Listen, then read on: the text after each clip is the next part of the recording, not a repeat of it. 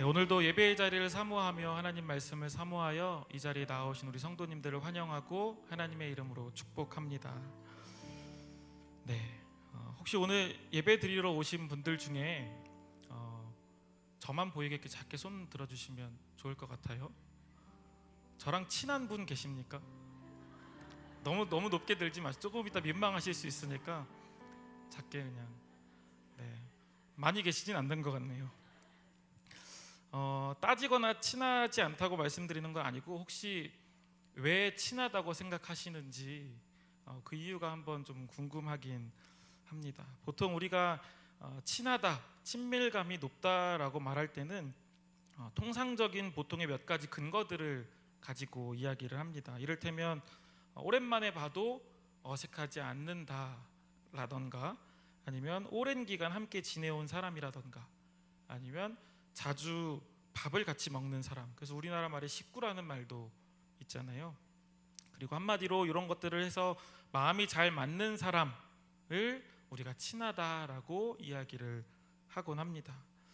이 관점에서 볼 때 우리의 관계에 있어서 친하다라는 말이 성립됐다라는 것이죠. 그런데 요즘 사람들이 많이 사용하는 말 중에 내적 친밀이라는 말이 있습니다. 내적 친밀. 보통의 경우에는 나와 어떤 유명인 사이의 관계를 두고 이야기를 합니다. 여러분 손흥민 아십니까? 네, 손흥민 아시죠? 저는 손흥민 선수와 내적으로 굉장히 친한 관계입니다. 비웃으시는 건가요? 저랑 일단 동갑이에요. 저랑 친구예요. 네, 저랑 친구고, 그리고 매년 제가 8월부터 그 다음에 5월까지는 한 주에 한 번씩 손흥민을 봅니다. 네, 많게는 한 주에 2번도 볼 때가 있습니다. 그리고 이름도 생각보다 굉장히 자주 불러요. 네. 하지만 손흥민 선수는 안산에 살고 있는 민선기라는 사람을 전혀 알지 못합니다. 근데 제가 뭐 공항에서 손흥민 선수를 봤다고 해서 흥민아! 라고 하면 아마 가드들이 저를 제지하지 않을까 싶은 생각이 듭니다.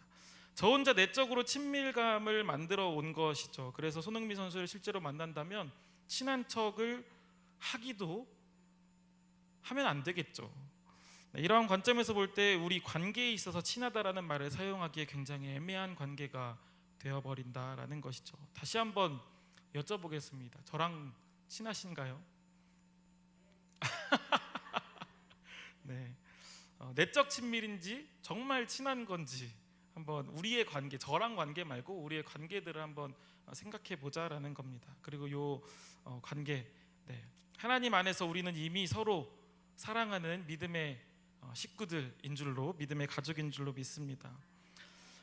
지난 11주 동안 오늘까지 12주째 우리는 존 스토트 목사님의 산상수훈이라는 책으로 함께 말씀을 나눴고 오늘도 함께 나누고 있습니다. 오늘은 그 산상수훈 12번째 시간이자 산상수훈을 마무리하는 시간입니다. 오늘 함께 말씀 나눌 때 예수님께서 산 위에서 수많은 제자들과 무리에게 어떤 마음으로 말씀하셨는지를 돌아보고, 그리고 오늘 말씀의 제목과 같이 예수님의 길을 걷겠다고 결단하는 이 시간이 되기를 소망합니다. 오늘 우리에게 주시는 이 말씀은 마치 예수님께서 너 나랑 정말 친해? 라고 물어보시는 듯한 말씀입니다. 당연히 하나님과 우리 인간의 관계에 있어서 친하다라는 개념을 우리가 가지고 갈 수는 없겠죠. 하지만 그럼에도 나만 예수님과 하나님과 친하다라고 생각하는 그런 내적 친밀이 있는 관계는 아닌지, 아니면 예수님과 정말 진정한 친구인지 한번 생각해 보시는 이 말씀의 시간이 되기를 소망합니다. 오늘 본문 말씀을 조금 더 세세하게 나눠보려고 합니다. 먼저 옆에 있는 분들과 인사를 하면서, 사실 인사는 아니고요, 경고입니다. 그래서 한 명한테만 하셔야 될 것 같습니다. 한 명한테 이렇게 경고하시면 될 것 같습니다. 큰일 나셨습니다. 네, 큰일 나셨습니다. 왜 큰일 나셨는지는 오늘 말씀 후반부에 진짜 큰일 났다 싶으실 겁니다. 본문 21절과 22절 말씀, 우리 2절 말씀인데요, 함께 읽어보도록 하겠습니다. 함께 읽습니다. 나더러 주여 주여 하는 자마다 다 천국에 들어갈 것이 아니요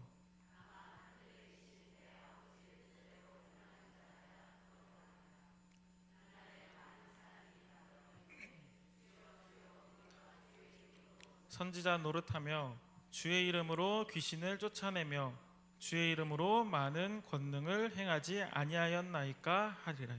아멘. 어떤 글이든 어떤 말이든 결론은 굉장히 중요합니다. 산상수훈의 마지막에서 예수님은 오늘 많은 무리들에게 두 가지를 강조하고 있습니다. 첫 번째로는 말로만 신앙생활 하지 말라고 이야기하고 있습니다.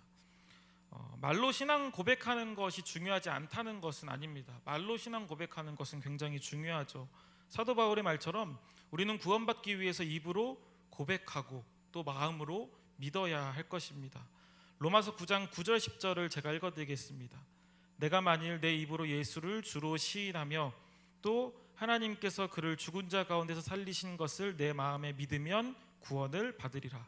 사람이 마음으로 믿어 의에 이르고 입으로 시인하여 구원에 이르느니라. 아멘. 입으로 우리의 믿음을 신앙을 고백하고 시인하는 것은 굉장히 중요합니다.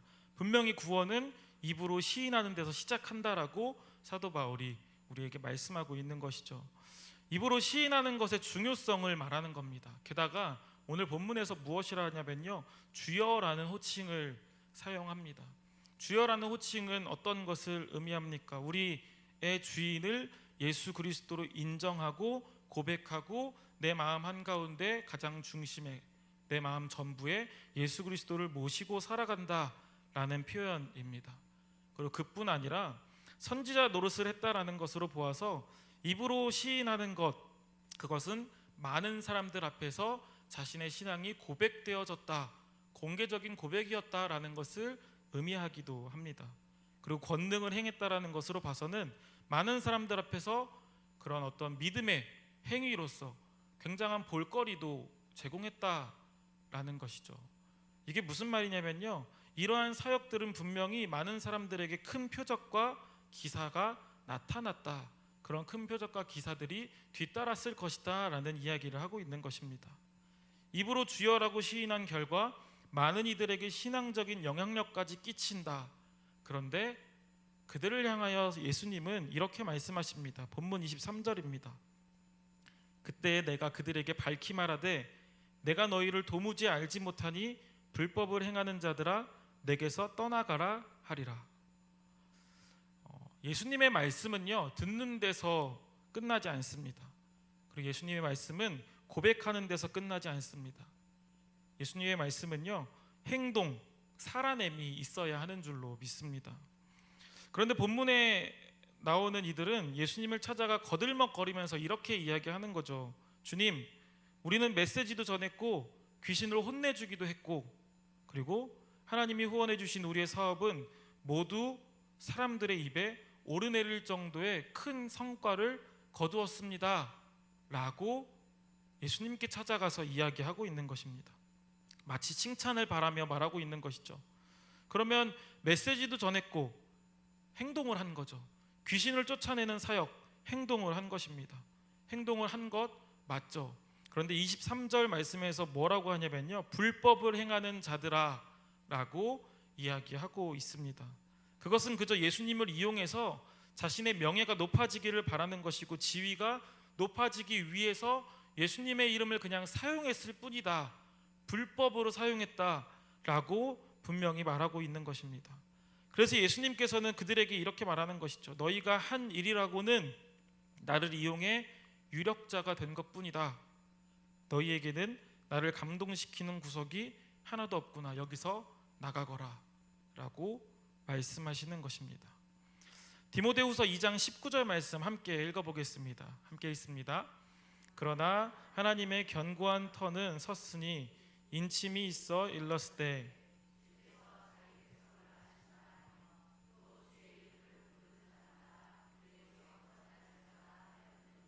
아멘.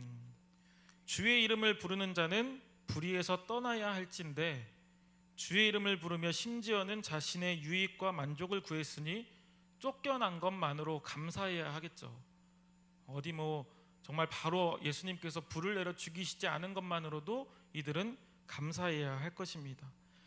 예수님께서 산상수훈을 마치면서 우리에게 요구하시는 것은 단순한 행함을 넘어서 선한 순종의 행위를 우리에게 요구하고 계신 것입니다. 우리는 교회에서 사도신경으로 신앙을 고백하고 전심으로 하나님을 찬양합니다. 그리고 하나님과 예수님의 이름으로 성령님의 도우심을 얻어 다양한 사역들을 감당하고 있습니다. 하지만 그 모든 것이 선한 순종의 행위가 아니라면 우리는 그저 쫓겨나 슬피 울며 이를 가는 불법을 행한 자에 그치지 않는다라는 것입니다. 그러는가 하면 산상수훈의 결론에서 예수님께서 강조하시는 두 번째는 지적으로만 아는 신앙생활을 피하라는 것입니다. 본문 24절부터 27절까지 말씀 4절인데요. 우리 이번 말씀도 길지만 함께 한 목소리로 읽어보도록 하겠습니다. 함께 있습니다. 그러므로 누구든지 나의 이 말을 듣고 행하는 자는 그 집을 반석 위에 지은 지혜로운 사람 같으리니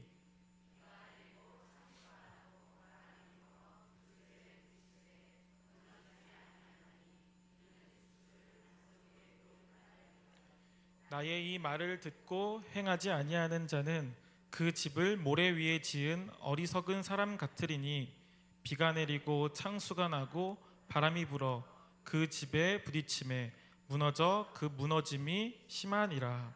아멘. 그냥 한마디로 표현하겠습니다. 말씀을 들었으면 좀 그대로 살아 라는 것입니다. 전에도 한번 말씀드렸던 것인데요. 제가 7, 8년 전쯤에 중등부 아이들과 함께 말씀 나누고 신앙생활 할 때 제가 이제 했던 저에게 있었던 이야기입니다. 지금도 뭐 성경적인 지식이나 신앙적으로 한참 부족하지만 그때는 지금보다 더 부족했었겠죠. 그런데 한 가지 확실한 것은 무엇이었냐면요. 적어도 내가 말씀 선포한 대로는 내가 살아야겠다. 그래서 그때 한번 제가 말씀드렸던 게 제가 지키기 애매한 것이 있었으면 조금 비겁하지만 피하기도 했었습니다. 이렇게 한번 아이들에게 이야기한 적이 있습니다. 얘들아, 길 가다가 타로 카드나 운세 같은 거 있지? 호기심이라도 절대 보지 마. 그런 것 따위에 너희의 인생을 맡기지 마. 근데 웃긴 게 뭔지 알아? 3,000원, 5,000원 내고 점 봐놓고 안 좋게 나오면 어차피 재미로 한 건데 뭐 똥 밟았네라고 생각을 하겠는데 뭐라도 있어 보이는 게 나오면 왜 거기에 목숨을 걸어? 라고 이야기를 한 적이 있습니다. 중요한 것은 뭐겠습니까? 그 이후에 제가 타로점 그리고 그런 것들에 호기심이 생겼다라는 것입니다. 신문 한 켠에 있는 운세, 인터넷 구석에 있는 운세로 그냥 호기심에 눈이 가는 것이죠. 제가 봤을까요? 안 봤을까요?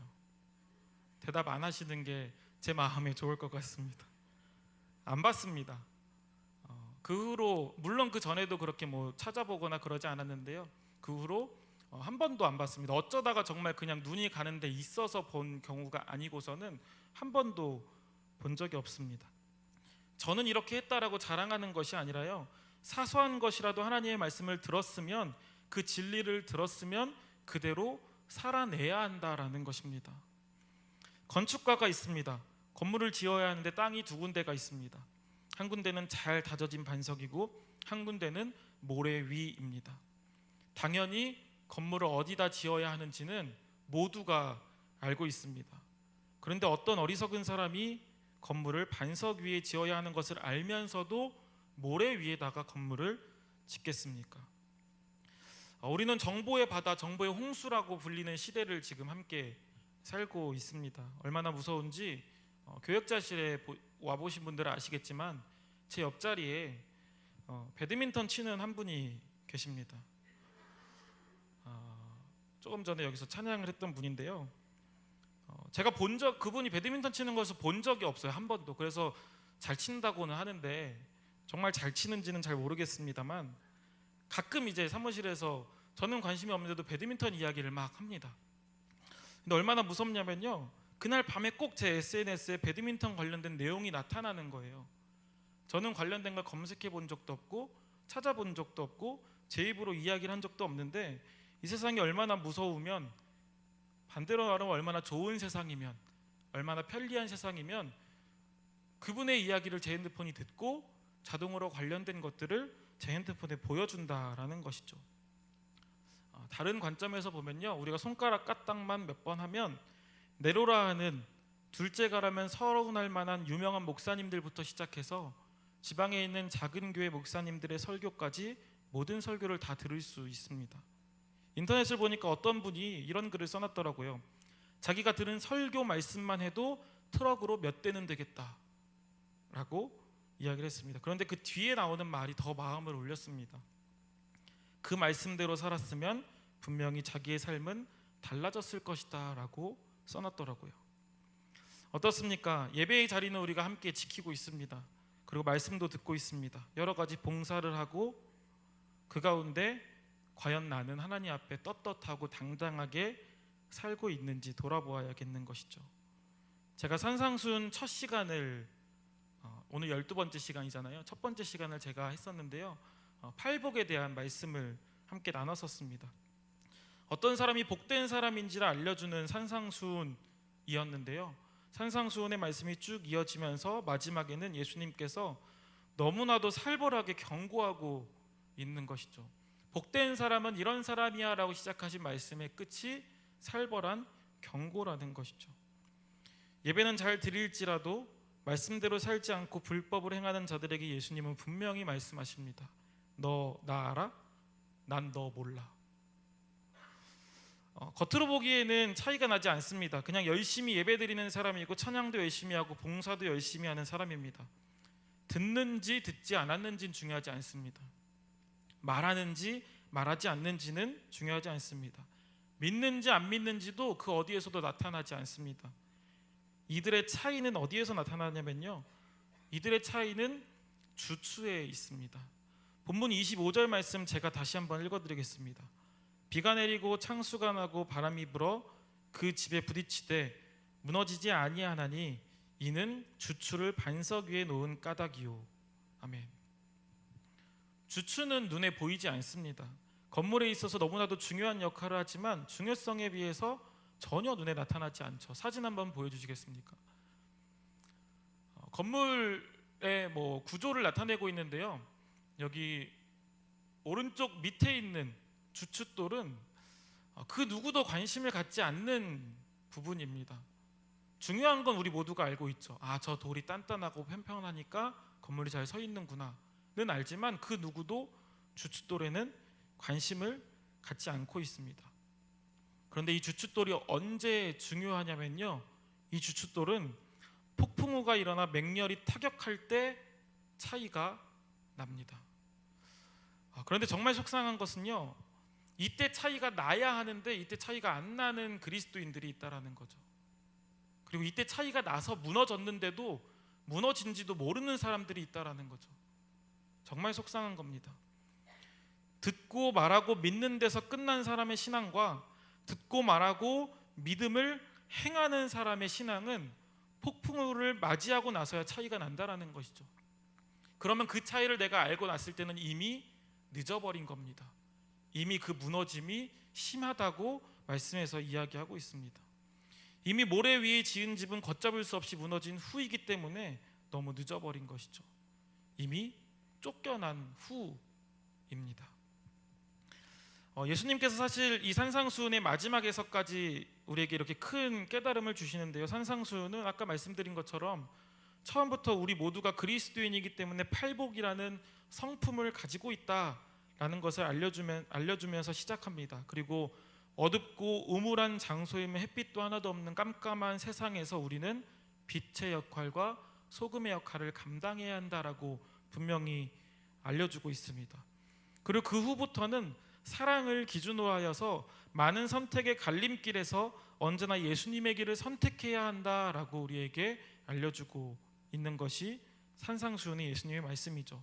그 후에 헌금과 기도와 금식마저도 절대 이 세상과 타협해서는 안 되고 우리의 야망이 이 세상에 있는 것이 아니라 하나님 나라에 하나님의 통치와 하나님의 의에 있어야 한다라고 말씀하고 있습니다. 그리고 그 후에 무시무시한 경고로 끝나는 산상수훈, 그 말씀을 우리가 오늘 함께 듣고 나누게 된 것이죠. 그런데 그 마지막에는 이런 말씀이 있습니다. 산상수훈의 마지막 두 절도 함께 읽어야겠죠. 28절과 29절 말씀 저와 함께 한 목소리로 읽어보겠습니다. 함께 있습니다. 예수께서 이 말씀을 마치심에 무리들이 그의 가르치심에 놀라니 이는 그 가르치시는 것이 같고 서기관들과 같지 아니함일러라. 아멘. 이렇게 예수님의 가르침을 받은 무리들은요, 오늘 본문에 따르면요 놀랍니다. 산상수훈의 결과는 이제 알았지? 이렇게 살면 된다 인데 놀라고 맙니다. 그냥 다른 이들과는, 다른 서기관들과는, 내가 여태까지 듣던 말씀과는 다른 놀라운 말씀이구나 해서 끝나버린다는 거죠. 그렇게 들었으면, 산상수훈에서 이렇게 살아야 한다는 것을 들었으면 그대로 행해야 하는데, 그대로 살아내야 하는데 그냥 놀라고 말아버립니다. 놀라고 깨달았다면 반드시 그에 맞는 행함으로 살아가는 저와 우리 성도님들 되시기를 간절히 소망합니다. 말씀을 정리해 보겠습니다. 나만 하나님을 알고 나만 하나님과 친한 내적 친밀을 가지고 신앙생활하는 것이 아니라 전심으로 듣고 전하고 믿고 행할 때 예수님의 진정한 친구가 되어지며 하나님께 귀하다 칭찬받는 성도님들 되실 것입니다. 아까 옆에 계신 분들한테 경고 한 번씩 하셨죠? 뭐라고 하셨습니까? 큰일 나셨습니다. 왜 큰일 난지 이제 아시겠습니까? 여태까지는요 몰랐다라는 핑계 댈 수 있었습니다. 근데 이제 알게 되셨습니다. 들었으면 그대로 살아내야 되는 거예요. 오늘 말씀 다 들으셨잖아요. 이제 그렇게 사셔야 됩니다. 큰일 나셨습니다. 진리를 들으신 적이 여태까지 있었는지 없었는지, 그리고 몰랐다라고 못 들었다고 핑계라도 여태까지 낼 수 있었지만, 그러나 오늘 말씀에서 분명히 듣고 끝내지 말라고 합니다. 알고만 끝내지 말라고 합니다. 이제는 들은 대로 살아야 함을 들었고, 듣기도 하고 알기도 했습니다. 말씀대로 사셔야 합니다. 때로는 들은 말씀이 우리의 삶을 통제한다라는 좀 답답함과 부담감들이 우리 안에 들을 수도 있겠지만, 하지만 그 길이 하나님 아버지께 나아가는 생명으로 나아가는 좁은 길인 줄로 믿습니다. 들은 대로 선포하고 또 선포한 대로 믿고, 그렇게 믿는 대로 선한 순종을 하나님께 내어드리는 저와 우리 성도님들 되시기를 간절히 소망합니다. 산상수훈의 가르침은 무엇보다 귀만 커지고 머리만 커지는 신앙인이 되는 것이 아니라, 손과 발이 짧아지는 신앙인이 되는 것이 아니라, 들은 대로 행할 줄 아는 균형 잡힌 신앙인이 되는 것입니다. 기도하겠습니다. 할렐루야. 사랑과 은혜가 많으신 주님, 오늘도 우리 삶에 주님의 크신 은혜와 사랑의 말씀을 허락하심에 감사합니다. 그냥 그대로 죽음을 향해 달려가는 우리의 모습을 그대로 바라볼 수가 없어 오늘도 귀한 말씀을 우리에게 허락하신 주님, 주님의 그 은혜를 기억하며 나아가오니, 우리의 믿음이 부족하여 나아가지 못했던 것들이 있다면, 깨달음이 부족하여 행하지 못했던 것들이 있다면, 이제부터는 우리에게 믿음과 용기를 더하여 주시어서 주님 말씀 들은 대로 살아갈 수 있는 믿음을, 용기를 더하여 주시옵소서. 주님 말씀대로 살아갈 때에, 또한 주님 말씀 들은 대로 행할 때에 선한 순종으로 나의 삶을 온전히 주님께 맡겨드릴 수 있는 균형 잡힌 믿음의 사람들 될 수 있도록 인도하여 주시옵소서. 언제나 우리 가운데 크신 사랑과 은혜를 허락하실 주님을 믿습니다. 감사합니다. 주님, 예수 그리스도의 이름으로 기도합니다.